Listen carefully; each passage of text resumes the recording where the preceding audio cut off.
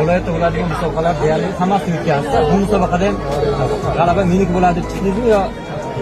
Niyatim bor edi, unaqa chekishib niyat qilib o'zini qo'l qo'yib chempion bo'lishga niyat qilgan chiqqandi. Mana Allohga shukur, shu narsa nasib qildi.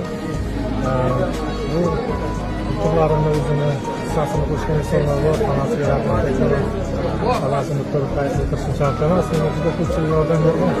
Rahmat hammasiga, meni qo'llab-quvvatlab turgan shu arenada muxlislik qilgan hammaga kattakon rahmat. Bu musobaqani tashkillashtirgan soha aka, bobomga katta minnatdorchiligimni bildiraman. Bu yoshlar uchun juda katta bir motivatsiya bo'ldi. Bizlar o'zimizdan chiqib kelayotgan, havas qilgan sportchilar bugun juda ko'p bo'ldi. Inshaalloh Xudo xohlasa o'shalarning orasida shuni ko'rib bizlarga havas qilib, Olimpiada jahon chempionlari bo'ladigan bolalar bor.